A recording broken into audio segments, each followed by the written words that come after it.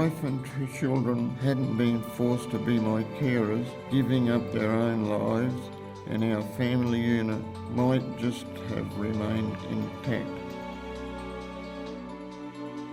When people become disabled, families often fracture. People don't feel comfortable talking about this. Following my aneurysm and stroke, we were giving one counselling session. It wasn't enough. Overnight, my wife had to take on everything. Our business, the children. There was a bit of help from the hospital and community services, but the help we found was mostly word of mouth. I couldn't sleep for worrying about my wife. She had all the responsibility of running the business and the children, as well as caring for me. I knew she went to bed crying.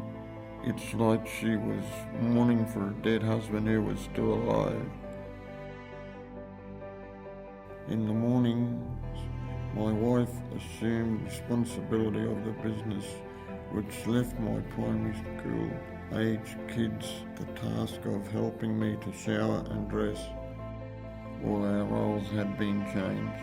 They were unrecognisable to the kids. I am sure I was a chore.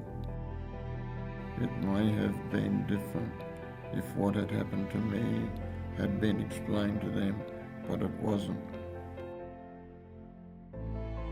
While I was in rehab, they got my house ready, but that was the physical aspects. There was no preparation for my wife and kids. They were not ready for how hard it was going to be when I came home. To get me outside, my wife had to walk me backwards down a flight of stairs.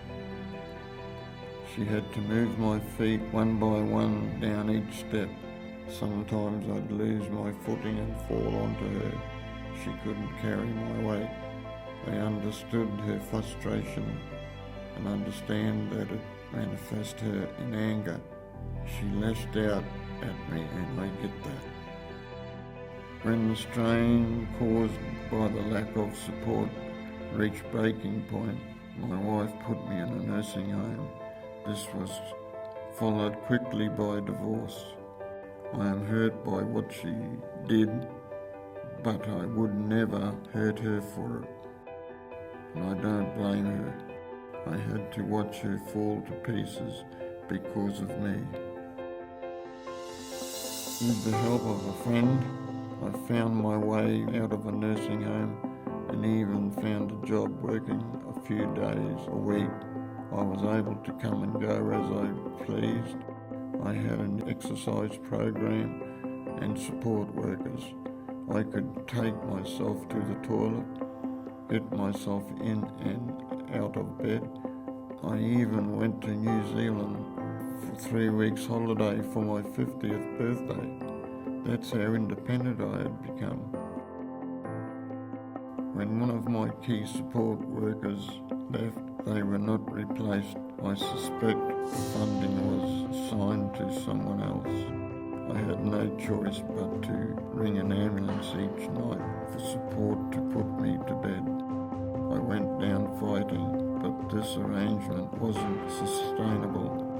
If my support worker hadn't been replaced, I reckon I'd still be able to live independently.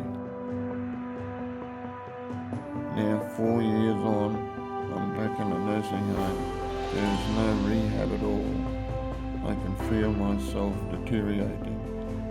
It's a bastard being told what to do, and I'm treated like a child. I'm 61, not fucking 5. I just want to go home. I miss my wife and kids, and I love them very much.